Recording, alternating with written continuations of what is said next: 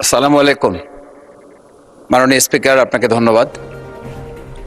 আজকে আমি মহান আল্লাহর দরবারে শুকরিয়া আদায় করি এবং আমার প্রিয় পটুয়াখালী ১১২ বাউফল ২ আসনের যারা নির্যাতন, নির্মম এবং হামলা মামলার শিকার হয়েও ভয়কে জয় করে ন্যায় এবং ইনসাফের প্রতীকে ভোট দিয়ে তারা আমাকে বিজয় করে এখানে কথা বলার সুযোগ করে দিয়েছে। মাননীয় স্পিকার, আপনি জানেন আজকে আমরা যখন এখানে দাঁড়িয়ে কথা বলি তখন আমাদেরকে এটা ভাবতে হচ্ছে যে আমরা কথা বলতে গিয়ে আবার বিগত ১৭ বছরের কোনো একটা বৈষম্যের মধ্যে পড়ে যাচ্ছি কিনা।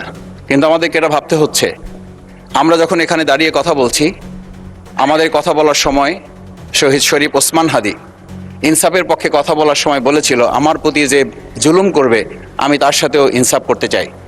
আমরা লক্ষ্য করেছি এই সরকার প্রতিষ্ঠিত হওয়ার পর শরীফ ওসমান হাদির ব্যাপারে তার বিচারে কতটুকু কার্যকারিতা নিয়ে এসেছে তা আমরা এখন পর্যন্ত জানতে পারিনি।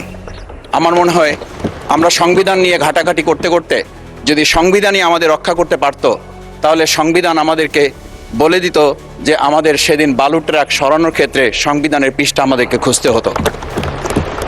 সংবিধান যদি আমাদেরকে রক্ষা করতে পারত, তাহলে ৭২-এর সংবিধানের আলোকে আজকে আমাদের এখানে থাকার কথা না, আমি শফিকুল ইসলাম মাসুদ আমার এখন জেলখানায় থাকার কথা। সংবিধান যদি মানতে হতো, তাহলে আমাদের মাননীয় প্রধানমন্ত্রী বাংলাদেশে থাকার কথা না, ওনার দেশের বাইরে থাকার কথা। সংবিধান মানতে হলে বর্তমান স্বরাষ্ট্রমন্ত্রীর এখন দেশের বাইরে থাকার কথা ছিল। সংবিধান মানতে হলে যে বাচ্চাদেরকে আজকে এখানে শিক্ষা দেওয়া হচ্ছে, দীক্ষা দেওয়া হচ্ছে, কিংবা তাদেরকে কোনো কোনো ক্ষেত্রে জাসদের সাথে তুলনা করা হচ্ছে, সেই বাচ্চাদের নিয়েই আমরা এই সরকার দলের লোকদেরকে, সরকার দলের সম্মানিত নেতৃবৃন্দকে আমরা চোখের পানিও ফেলতে দেখেছি। আবার কাউকে কাউকে কথা বলতেও শুনেছি যে এই সমস্ত বাচ্চাদের, আমরা তাদের শিক্ষার্থীদের আন্দোলনের সাথে আমাদের কোনো সম্পর্ক ছিল না। আমরা খুব লজ্জিত হই মাননীয় স্পিকার, আমাদের এই বর্তমান সময়ে আমরা যদি এটা খেয়াল করি যে আমাদের বাংলাদেশের এই বর্তমান প্রেক্ষাপটটা নতুন করে এখন যে গণভোটের যে আজকে ন্যায্যতা অন্যায্যতা, সাংবিধানিক পৃষ্ঠা, লাইন, অক্ষর, দাড়িকমা আমাদেরকে শেখানোর চেষ্টা করা হচ্ছে, যদি সেটা হতো তাহলে বাংলাদেশ জাতীয়তাবাদী দলের সম্মানিত মহাসচিব তিনি কয়েক হাজার পুলিশের বেষ্টনীর মাঝখানে একা একটা মোবাইল নিয়ে তাকে আমরা দাঁড়িয়ে থাকতে দেখেছি, তখন সংবিধান আমাদেরকে রক্ষা করতে পারে নাই। মাননীয় স্পিকার, আমি ৩৫০ মামলা নিয়ে ৭ মাসের ব্যবধানে, আপনিও আমার ২-১টা মামলাতে আপনি আমাকে সহযোগিতা করেছেন, সেটা এই সুযোগে ধন্যবাদ জানাতে চাই। আমার ৩৫০ মামলা জামিন করতে ৭ মাস সময় লেগেছে, আমার বের হতে সময় লেগেছে ৪.৫ বছর। আমি সেই ৪.৫ বছরে ৩বার রিয়ারেস্ট হয়ে ২বার গুম হয়েছি। আমি তখন ডিজিএফআই, এনএসআই, ডিবিএসবির কাছে জানতে চেয়েছিলাম আমার সামনে দিয়ে বড় বড় নেতারা বের হয়ে যাচ্ছে, আমার অপরাধটা কি? তখন বলেছিল তারা হুমকি না, হুমকি হচ্ছেন আপনারা। আমাদেরকে যখন শেখ হাসিনার শেষ সরকার নিষিদ্ধ করেছিল, তখন তারা ১৪ দল মিটিং করে বলেছিল এই জামাত শিবিরই হচ্ছে সবচেয়ে বড় সমস্যা, তাদেরকে নিষিদ্ধ করলে এই আন্দোলন থেমে যাবে। আজ একটা কথা পরিষ্কার বলতে চাই, এই গণবিপ্লব নিয়ে আমাদের মাথা ব্যথার মূল কারণ হচ্ছে এখানেই। শেখ হাসিনা আমাদেরকে যথার্থ টার্গেটটা করেছিল, সেই টার্গেটের মূল লক্ষ্য ছিলাম আমরা। আমাদেরকে বলা হয়েছিল একটা গুলি করলে একটা সরে, বাকিগুলো লড়ে না, সেই লড়ে না লোকগুলো ছিলাম আমরা মাননীয় স্পিকার, যার কারণে আমাদেরকে তারা ভয় পায়।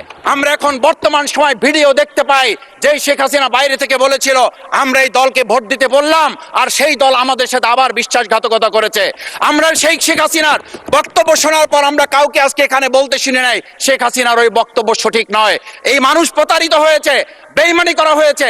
আবার যদি গণভোট, জুলাই সনদ নিয়ে এই জাতির সাথে প্রতারণা করা হয়, তাহলে মূল্য দিতে হবে শুধু নয়, আবার আমাদেরকে ১৭ বছরের সেই জেল জুলুম, নিপীড়ন, গুম খুনের জায়গায় আমাদেরকে ফিরে যেতে হবে। আমি মনে করি পরিষ্কার বক্তব্য, গণভোটের প্রতি সমর্থন না জানিয়ে জুলাই সনদকে যদি আজকে ইগনোর করা হয়, তাহলে আমাদেরকে কিন্তু আবার সেই গুম খুনের আয়নাঘরের দিকে আমাদেরকে ধাবিত করা হবে। আমি মনে করি গণভোটের বিরোধিতা করার অর্থ হচ্ছে আমরা আয়নাঘরকে সমর্থন করতে চাই। গণভোটের বিরোধিতা করা মানে হচ্ছে ৭০% মানুষকে আমরা অন্যায্যভাবে তাদেরকে আবার ধিক্কার জানাতে চাই। আমি এখানে স্পষ্ট বলতে চাই, আপনারা যেমন ৫১% সমর্থন নিয়েছেন, ৭০% প্রায় জনগণ কিন্তু গণবিপ্লবের, গণভোটের পক্ষে তারা রায় দিয়েছে। আপনাদের চেয়ে সেই ৫১%-এর তুলনায় সেই ৭০% প্রায় গণভোটকে যদি আপনারা ইগনোর করেন, তাহলে আমি বলবো আমার বাউফল, আমার পটুয়াখালী শুধু নয়, গোটা বাংলাদেশ আবার জেগে উঠে গণভোটকে তারা কার্যকর করতে।